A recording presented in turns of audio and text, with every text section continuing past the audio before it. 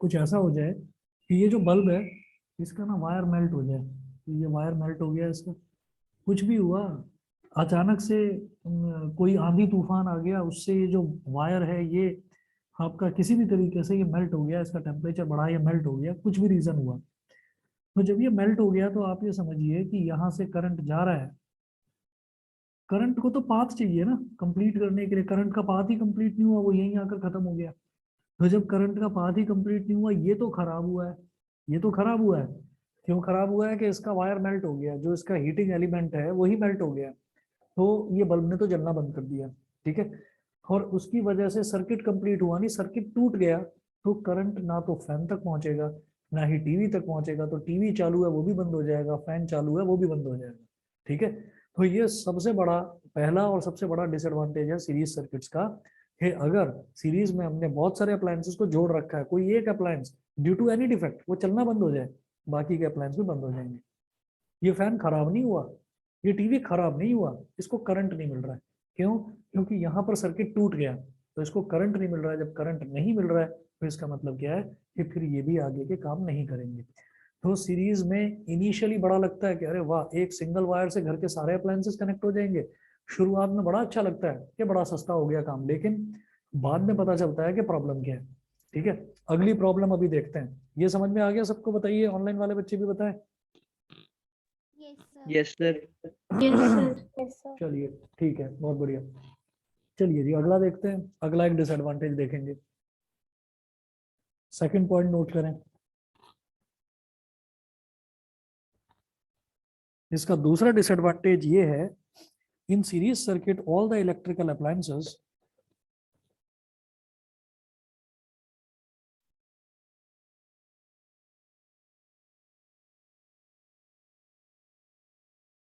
in series circuit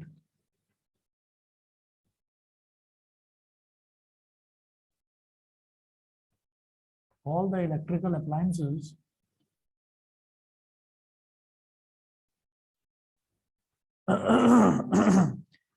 in series circuit all the electrical appliances have only one switch due to which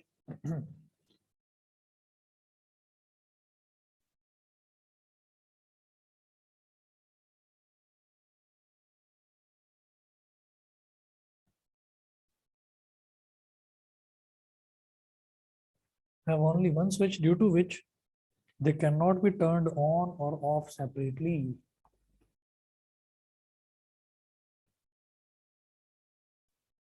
They cannot be turned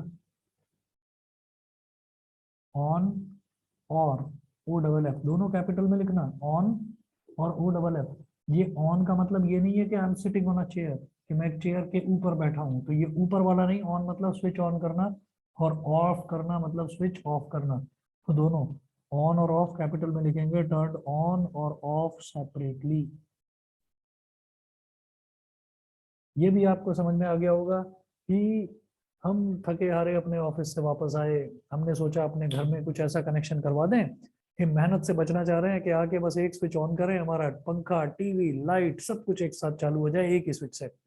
ये बहुत बढ़िया है, अलग अलग स्विचों का कोई झमेला ही नहीं, एक स्विच ऑन करा सब कुछ चालू। ठीक, लेकिन फिर धीरे धीरे करके क्या हुआ कि रात हुई, रात होते ही दिमाग ठिकाने आ गया। क्यों? कि भाई अब रात हो रही है, गर्मियों के दिन है, मैं पंखा तो चलाना चाहता हूँ, लेकिन मैं चाहता हूँ कि टीवी और लाइट वो दोनों बंद हो जाएं। स्विच ऑन करोगे तो सारे एक साथ ऑन होंगे, और जब ऑफ करोगे तो सारे एक साथ ही ऑफ हो जाएंगे। तो लाइट और पंखे को तो मैं बंद कर, लाइट को और टीवी को मैं बंद करना चाह रहा था, लेकिन पंखा तो मैं चलाना चाहता हूँ ना, रात में गर्मी लगेगी नहीं तो वहां पर फिर ये ड्रॉबैक पता चला कि भाई हमको तो सभी के लिए एक स्विच नहीं, हम जब जो कंपोनेंट चाहें तब उस कंपोनेंट को चालू करें, बाकी को ऑफ करें। ठीक है, तो टीवी का अलग स्विच होना चाहिए, लाइट का अलग स्विच होना चाहिए, फैन का अलग स्विच होना चाहिए। तो ये समझ लीजिए कि शुरुआत में, हाँ कई जगह ऐसा होता है कि हमको ये लग रहा है कि मान लीजिए फॉर एग्जांपल हम किसी एक क्लासरूम की बात करते हैं, तो क्लासरूम जो वो पूरा का पूरा बड़ा जो रूम है, वो रूम आप मान लीजिए कि दिन में सिर्फ 2 घंटे या 4 घंटे चालू रहता है, कि उसी दौरान वहाँ स्टूडेंट्स आते हैं, बैठते हैं, पढ़ते हैं और चले जाते हैं। रात में तो वहाँ कोई नहीं रुकता। ठीक है, तो वहां पर सीरीज कनेक्शन सही है। वहां पर क्या है भाई, वहां पर मान लीजिए 8 या 10 पंखे लगे हुए हैं, तो सबको एक स्विच से हमने ऑन कर दिया, ठीक है।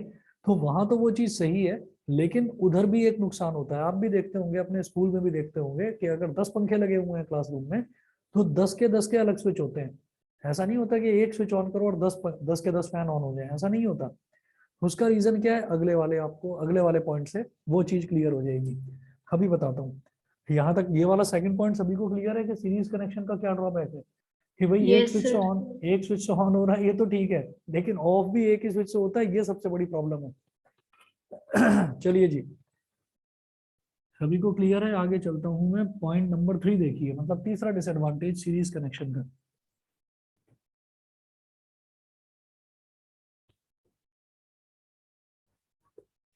तीसरा क्या है, in series circuit the appliances do not get the same voltage.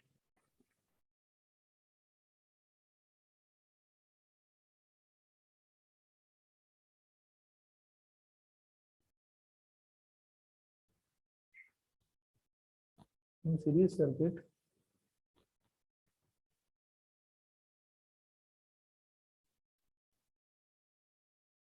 the appliances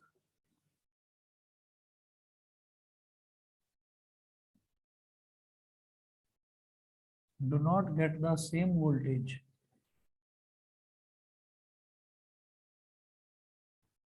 In series circuit, the appliances do not get the same voltage 220 volt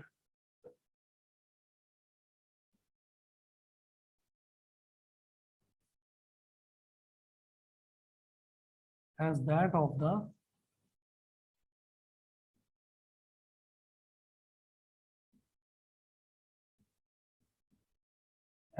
the power supply line. Because in series, voltage gets divided. In series, voltage gets divided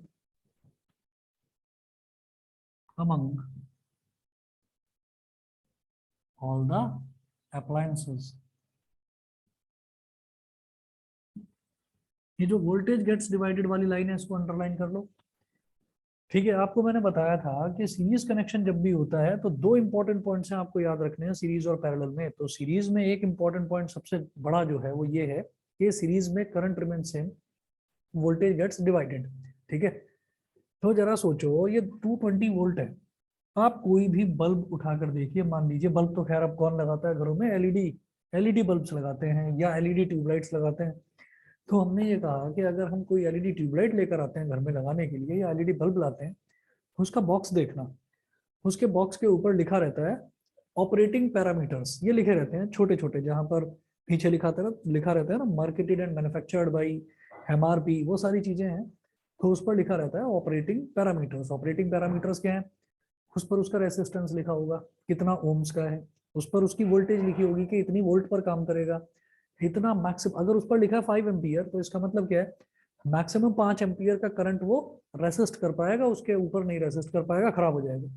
ठीक है, तो अब आप ये देखिएगा, फिर अगर मैंने 220 वोल्ट डाला तो ये इंडियन स्टैंडर्ड वोल्टेज है, 220 वोल्ट से ऊपर की वोल्टेज यहाँ पर नहीं मिलती, ना उससे नीचे की मिलती है। अगर ज्यादा की मिल रही है तो समझ लीजिए लाइन में कुछ फॉल्ट है, तो आपके इक्विपमेंट्स घर के खराब हो सकते हैं।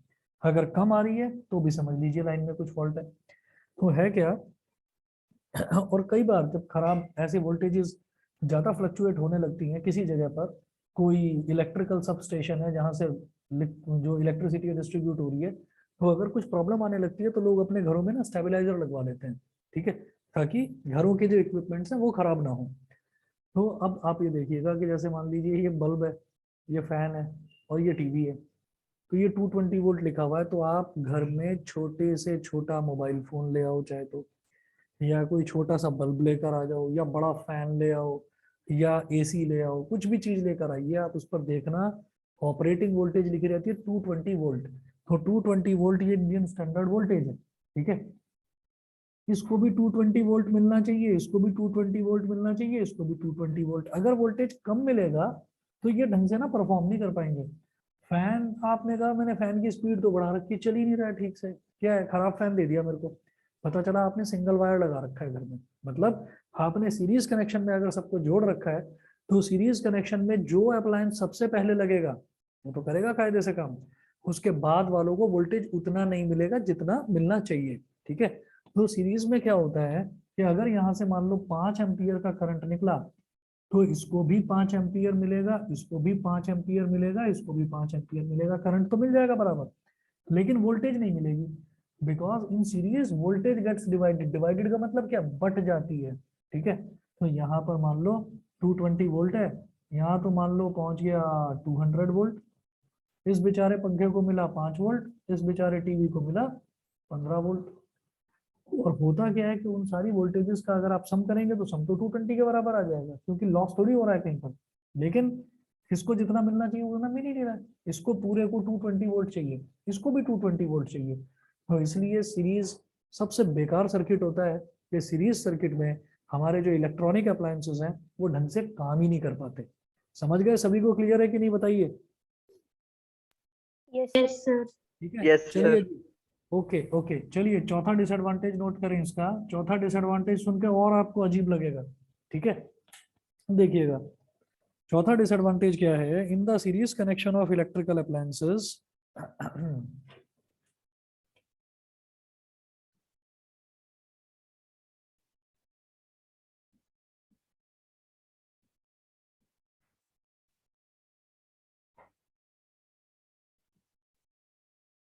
in the series connection of electrical appliances, in the series connection of electrical appliances, the overall resistance of the circuit increases too much.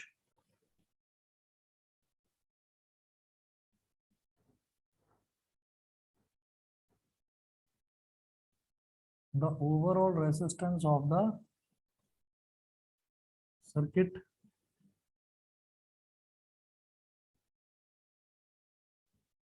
increases too much. Overall resistance of the circuit increases too much, due to which the current from the power supply is low. Due to which the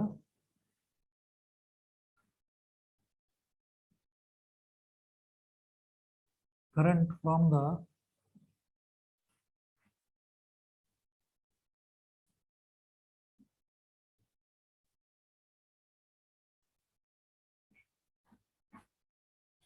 power supply is low.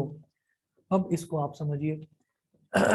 वैसे तो हम ये कहते हैं कि भाई इन सबका ना रेसिस्टेंस अलग अलग होता है। रेसिस्टेंस का मतलब एक करंट को अपोज करने की कैपेसिटी। मैंने ये बोला कि जैसे मान लो यहाँ पर ये बल्ब लगा हुआ है, मान लीजिए इस बल्ब का रेसिस्टेंस 5 ओम है, इस फैन का रेसिस्टेंस मान लीजिए 10 ओम है, और जो टीवी है इसका मान लो 20 ओम है। ठीक है, 5 ओम, 10 ओम, 20 ओम, तो पूरा का पूरा जो सर्किट है, आप मान लीजिए कि मेरे घर में ये तीन ही चीजें लगी हुई हैं और कुछ लगा हुआ ही नहीं है। ठीक है, तो हमने ये कहा कि इसका जो टोटल रेसिस्टेंस है वो क्या हो गया, बल्ब का तो 5 ओम, फैन का 10 ओम और टीवी का 20 ओम, तो 5 प्लस 10 प्लस 20 कितना हो गया, तो पूरे सर्किट का रेसिस्टेंस देखिए कितना ज्यादा बढ़ गया, 35 ओम। इन तीनों में से कोई एक अप्लायंस भी अकेला 35 ओम का नहीं है, मतलब अगर सिर्फ और सिर्फ इस बल्ब को लगाऊं तो वो सिर्फ 5 ओम तक का रेसिस्टेंस ऑफर करेगा, बाकी दोनों को हटा दूं तो। सिर्फ फैन लगाऊं तो वो 10 ओम रेसिस्टेंस देगा, सिर्फ अगर टीवी को लगाऊं तो 20 ओम, लेकिन तीनों को अगर सीरीज में लगा दिया तो इतना ज्यादा रेसिस्टेंस, मतलब क्या, ये जो पावर सप्लाई से करंट आ रहा है आपने तो सारा करंट खत्म कर दिया, सारा करंट खत्म कर दिया तो अप्लायंसेस को करंट मिलेगा ही कहाँ।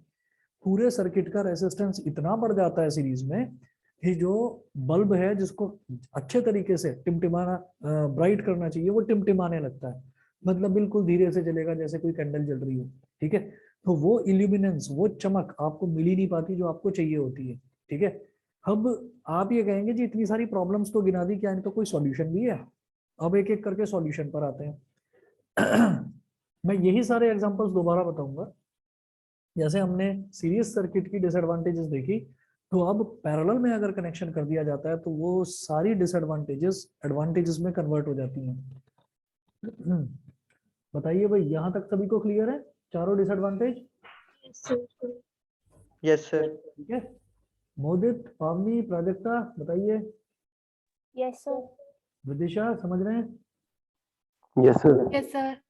चलिए ठीक है, अगला नोट करें आप, advantages of parallel circuits in domestic wiring.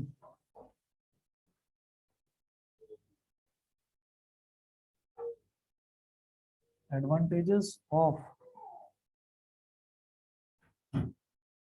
Parallel circuits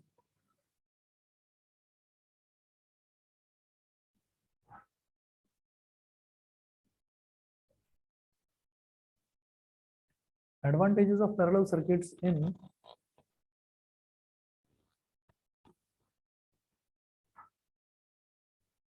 domestic wiring.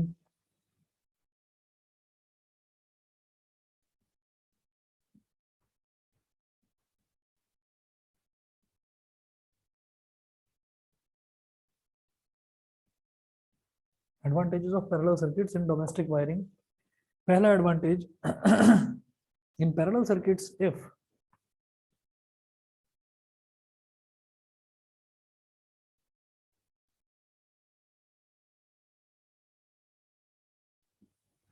in parallel circuits, comma, if one electrical appliance stops working due to some defect, if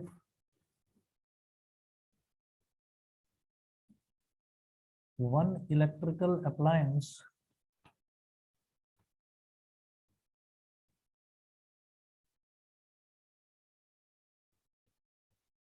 stops working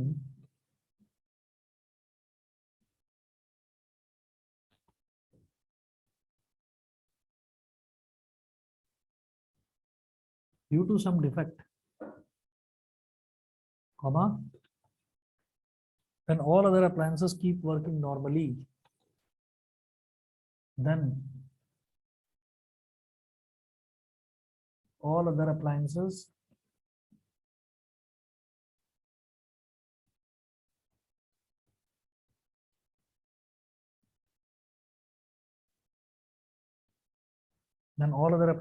keep working normally.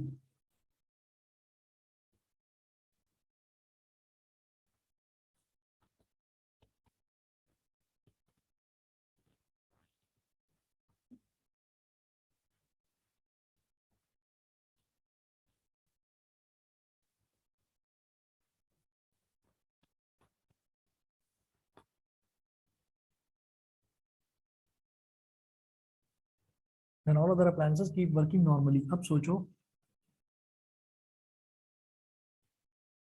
कि ऐसे ही ये bulb लगा हुआ है,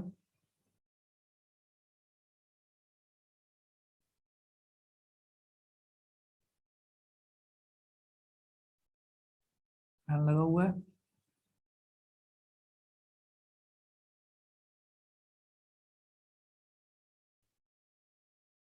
और एक TV लगा हुआ है, और ये जो घर में आने वाली वोल्टेज है ये कितनी है? 220 वोल्ट। ठीक है।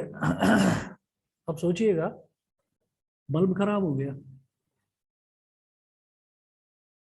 बल्ब खराब हो गया, तो बल्ब के खराब होने से क्या हुआ? ये वाला वायर ही तो खराब हुआ है, बस ये वाला वायर ही तो खराब हुआ है, तो बल्ब काम नहीं करेगा, इसके लिए तो अलग वायर है, ये तो चल रहा है। ऐसे ही इसके लिए अलग वायर है, टीवी भी चलता रहेगा। सोचो फैन भी खराब हो गया तो भी टीवी चलता रहेगा। तो क्या होता है, कभी भी आप देखिएगा, कभी भी पूरा का पूरा बोर्ड खराब नहीं होता। कोई एक स्विच होता है, अरे यार पंखा काम नहीं कर रहा है, अच्छा ट्यूबलाइट काम नहीं कर रही है, तो कोई एक चीज खराब होती है। ऐसा नहीं है कि उसके आजू बाजू वाले सारे स्विचेस भी खराब हो गए या बाकी सारे इक्विपमेंट्स भी खराब हो गए या पूरे कमरे की लाइट एक साथ चली गई, ऐसा नहीं होता। ठीक है, तो क्योंकि इसके लिए भी डेडिकेटेडली एक अलग वायर है, फैन के लिए भी एक अलग वायर है, टीवी के लिए भी एक अलग वायर है, तो हर एक चीजों के लिए एक अलग वायर होता है। कभी भी आप ये देखिएगा, आप कोई नया इक्विपमेंट, नया अप्लायंस घर में लगाते हैं, फॉर एग्जांपल आपने घर में इंटरनेट का मॉडेम आपने घर में लगवा लिया, ठीक है, तो इंटरनेट के मॉडेम के लिए वो एक नया वायर ही लेकर आएगा और उस नए वायर को ही सॉकेट में लगाएगा। ठीक है, तो इस वजह से हम ये कहते हैं कि कोई भी इलेक्ट्रॉनिक अप्लायंस अगर पैरेलल में जुड़ा हुआ है, ठीक है, तो एक अप्लायंस खराब होने से दूसरे पर कोई फर्क नहीं पड़ता, वो ठीक से चलते रहते हैं। ठीक है, चलिए जी, अब इसमें सेकंड पॉइंट नोट करें। सेकंड एडवांटेज है in parallel circuits each electrical appliance has its own switch.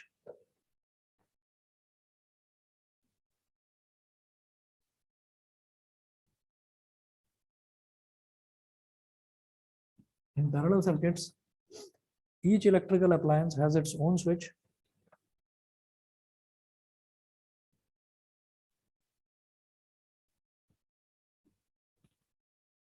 Each electrical appliance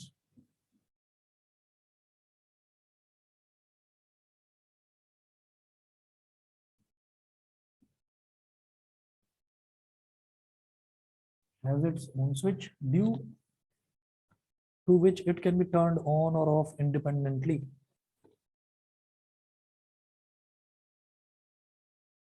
Due to which it can be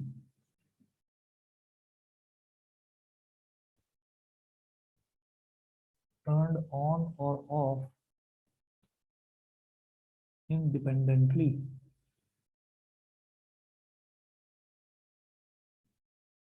Independently without affecting other appliances.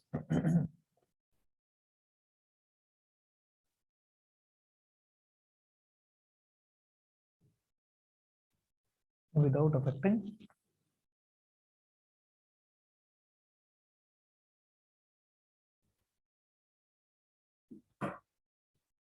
Other appliances. ये आपको समझ में आ ही गया होगा कि parallel circuits में जब सबके वायर अलग अलग हैं तो ठीक है ना, सबके स्विचेस भी हमने अलग अलग दे दिए। फैन ऑन करना है तो फैन का स्विच अलग, टीवी ऑन करना है तो टीवी का स्विच अलग, ठीक, तो उनको हम इंडिपेंडेंटली ऑन ऑफ कर सकते हैं। तो ये सबसे बड़ा एडवांटेज है पैरेलल सर्किट का, जो कि हमको सीरीज में देखने को नहीं मिलता।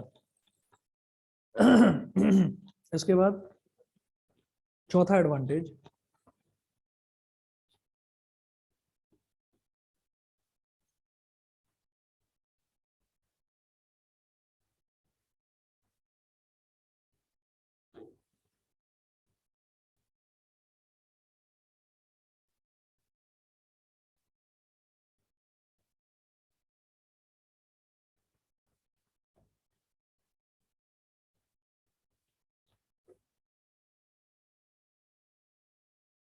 थर्ड एडवांटेज, थर्ड है in parallel circuits each electrical appliance gets the same voltage.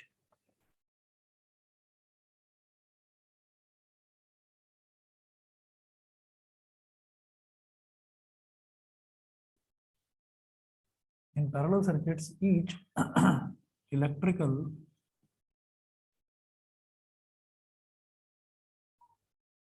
appliance gets the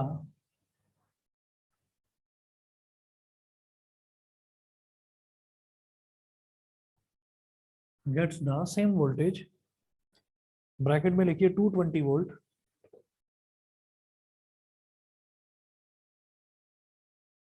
220 volt as that of the power supply line, as that of the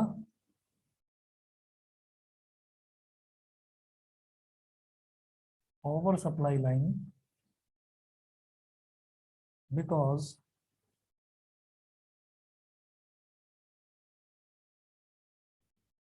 in parallel circuits voltage remains same. Parallel circuits में क्या होता है कि जैसे हमने इसमें देखा था सीरीज सर्किट में, जो करंट है, करंट तो सेम रहता है लेकिन जो वोल्टेज है वो, करंट तो सेम रहता है लेकिन जो वोल्टेज है वो वोल्टेज डिवाइड हो जाती है। तो अगर हम पैरेलल सर्किट की बात करते हैं तो पैरेलल सर्किट में जो करंट है वो करंट तो डिवाइड होता है लेकिन वोल्टेज जो है वो सेम रहती है। समझ गए? तो उसके बाद फोर्थ देखिएगा, तो इससे क्या फायदा हुआ कि भाई 220 वोल्ट अगर वोल्टेज मिल रही है तो इसमें भी 220 वोल्ट गया, इसमें भी 220 वोल्ट गया और इसमें भी 220 वोल्ट गया। तो इससे ये फायदा हो गया कि तीनों को जितनी वोल्टेज चाहिए उतनी ही वोल्टेज तीनों को बराबर मिलती रहती है। ठीक है, चौथा देखिएगा, चौथा एडवांटेज क्या है। In parallel connection of electrical appliances,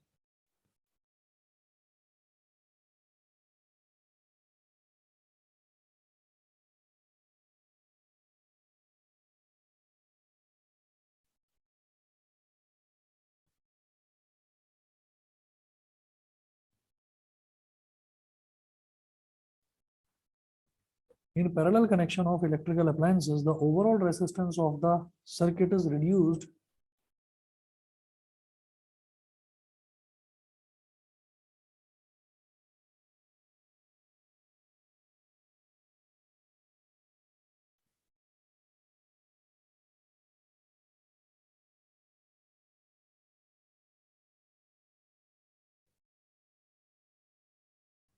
the overall resistance of the circuit is reduced, due to which the current from the power supply is high.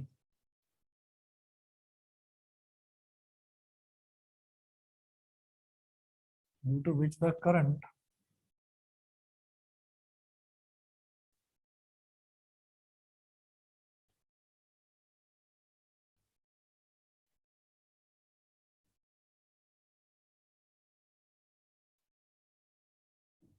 from the power supply is high.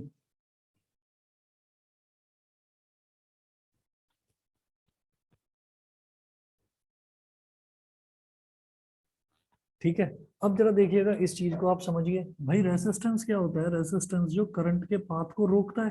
तो मैंने क्या देखा था यहाँ पर कि इसके resistance को मैंने मान लिया था 5 ओम, इसको मान लिया था 10 ओम और इसको मान लिया था 20 ओम। अप्लायंसेस सेम है, पहले सीरीज में कनेक्टेड थे, पैरेलल में कनेक्टेड है। तो पैरेलल में इस पूरे सर्किट का रेसिस्टेंस, अगर सीरीज का याद करो आप, तो आर रेसिस्टेंस इन सीरीज कितना हो गया था? 5 और 10 15 और 20 35। तो पूरे सर्किट का रेसिस्टेंस 35 ओम हो गया था। अब जरा पैरेलल में देखिए, 1/R is equal to 1/5 plus 1/10 plus 1/20। 5, 10 और 20 जानबूझ कर लिए ही इस वजह से, ताकि एलसीएम लेने में आसानी हो।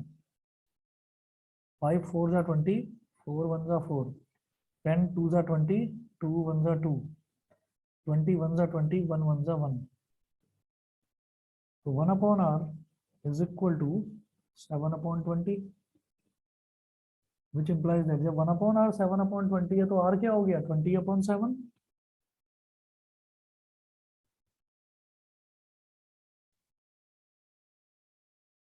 ये कितना आ जाएगा?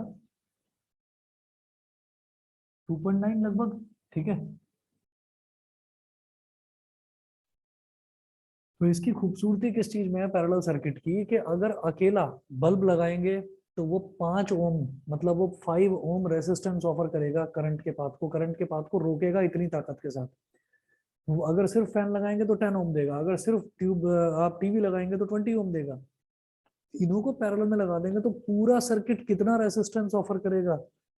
एक बल्ब से भी कम, 2.9 ओम। ठीक है, तो अगर पैरेलल में सर्किट्स मतलब इक्विपमेंट सारे के सारे हम लगाते हैं, तो भले ही कनेक्शन के टाइम पर शुरुआत में हमको वायर ज्यादा लगाना पड़ता है, लेकिन उसके बाद हमारा जो इलेक्ट्रिसिटी बिल है वो इलेक्ट्रिसिटी बिल काफी रिड्यूस होकर आता है, काफी कम आता है। ठीक है, जितना जलाते हैं उतना ही आता है। ये नहीं कि सीरीज में लगा दिया तो वो रेसिस्टेंस ही इतना ज्यादा ऑफर कर रहा है कि सारा करंट खींचे जा रहा है सर्किट। ठीक है, तो इस वजह से पैरेलल सर्किट के एडवांटेजेस ही हैं। ठीक है, बता दीजिए सभी को क्लियर है? दोनों को क्लियर है? ऑनलाइन वाले बच्चे बताएं समझ गए कि नहीं? Yes, sir. ठीक है, Yes, sir. चलिए जी, ठीक है। नेक्स्ट टॉपिक स्टार्ट करते हैं। Electric power. इलेक्ट्रिक पावर ये वाला इधर से मिटा रहा हूं।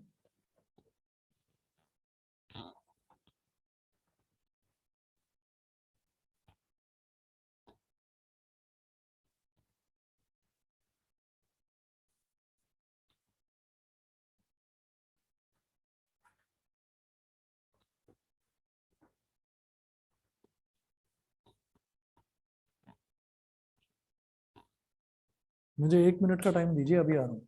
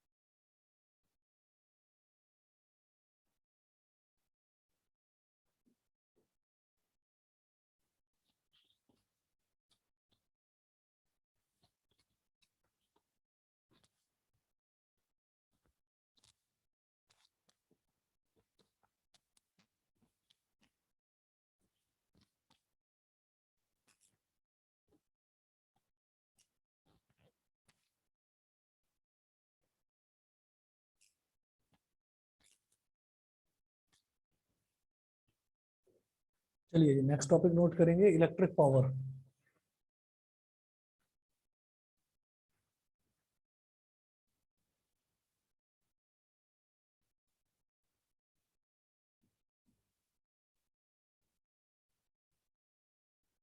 इलेक्ट्रिक पावर नोट करिए, electric power is the electrical work done per unit time.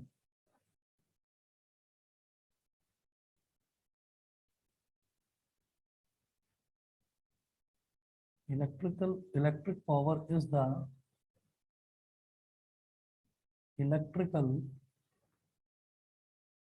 electrical work done per unit time. Electrical work done per unit time. P is equal to W upon T.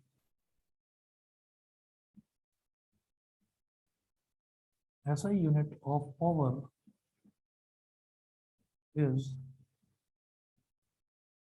watts. watts मतलब W. watts को short में W बोल देते हैं, ठीक है। तो SI unit of power is watts। उसके बाद नोट करिएगा, फॉर्मूले फॉर कैलकुलेटिंग इलेक्ट्रिक पावर। फॉर्मूले मतलब एक फॉर्मूला नहीं है, 3 फॉर्मूले और हैं, टोटल 4 हैं। फॉर्मूले for calculating electric formulae for calculating electric power.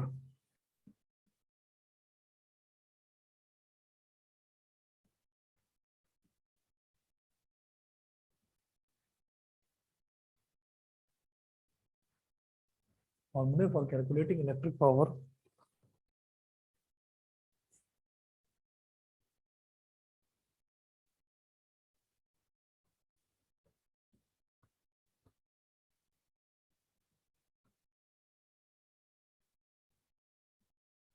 एक तो ये हो गया इलेक्ट्रिक पावर का, P is equal to W upon T, work done upon time taken.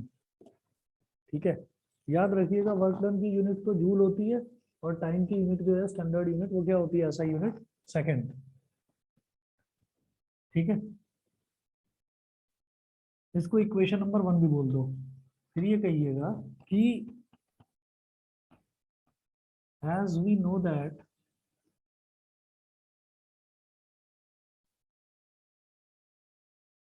electric potential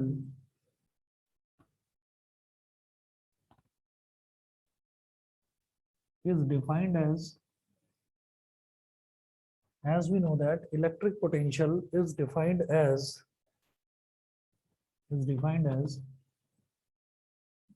V is equal to W upon Q, work done per unit charge। V की value क्या होती है, work done per unit charge. It implies that W is equal to V into Q। ठीक है, substitute this value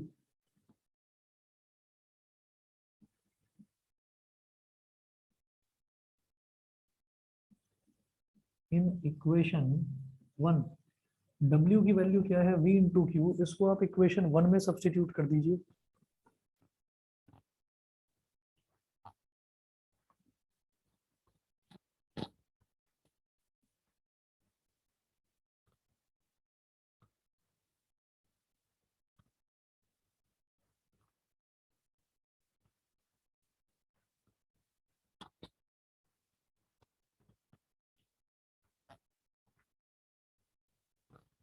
substitute this value in equation 1। Equation 1 में क्या है, P is equal to W upon T,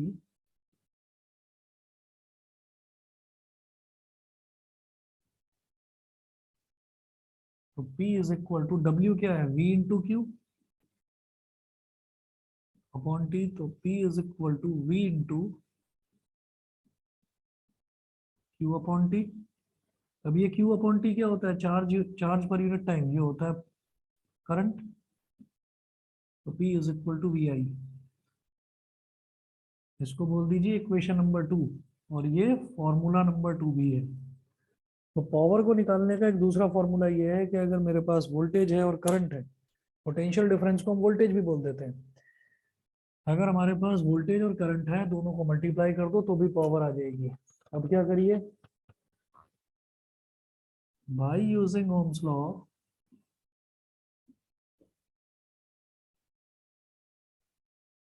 bye using Ohm's law, Ohm's law मतलब वीर, V is equal to I R. ठीक है, अब क्या करिए, substitute this value in equation 2।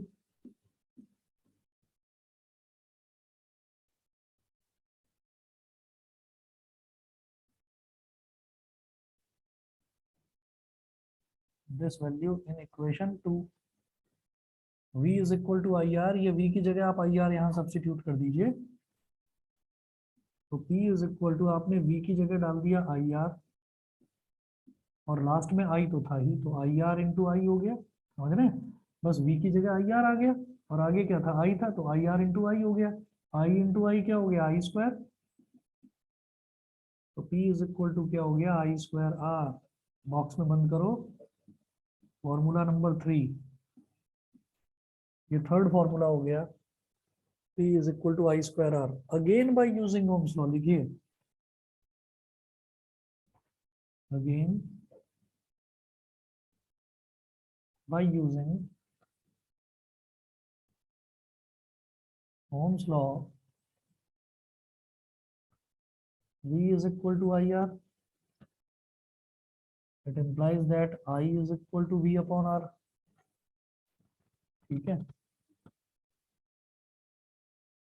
substitute this value in equation 3. अब I की वैल्यू V upon R को इसमें इक्वेशन नंबर 3 में सब्स्टिट्यूट कर दो.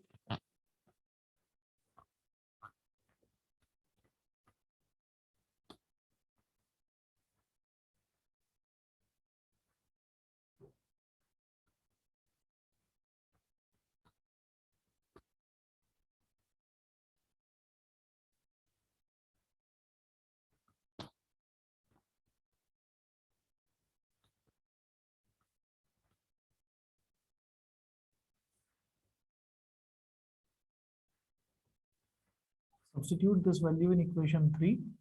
तो इक्वेशन 3 क्या थी? P is equal to I square R. तो P is equal to I की जगह डाल दीजिए V अपॉन आर. तो V अपॉन आर का स्क्वायर इंटू आर. तो P is equal to V square upon R square into R. एक R से एक आर कट गया, तो P की वैल्यू क्या आ गई? V square upon R. ये क्या बन गई हमारी इक्वेशन नंबर 4, फोर्थ इक्वेशन. ठीक है, तो कुल मिलाकर हमारा इलेक्ट्रिक पावर कैलकुलेट करने के 4 फॉर्मूले, W upon T, V into I square R, या फिर V स्क्वायर अपॉन आर. जब जब मुझे जो जो वैल्यू दे रखी होंगी उसके हिसाब से मैं वही फॉर्मूला यूज कर दूंगा. फॉर एग्जाम्पल मुझे वोल्टेज और करंट दे रखा है, तो मैं वोल्टेज और करंट को मल्टीप्लाई कर दूंगा, पावर आ जाएगा. वर्क डन और टाइम टेकन दे रखा है, तो work done divide by time taken, तो पावर आ जाएगा. तो इसी तरीके से जो वैल्यू दे रखी है उसी हिसाब से वही फॉर्मूला हम यूज कर लेंगे. बताइए जी, क्लियर है? ऑनलाइन वाले बच्चे बताएं. Yes, sir. चलिए जी, ठीक है. चलो तो फिर आज ना इतना ही कर लेते हैं. और याद रखिएगा कि मैंने अभी 5 तारीख का, यानी कि आपका वेडनेसडे का मैंने ऑफ करा था, तो संडे को आप लोगों की साइंस की क्लास होगी. ठीक है, तो संडे को सभी लोग तैयार रहना. संडे की इस बार छुट्टी नहीं होगी. ठीक, चलिए जी फिर, ओके.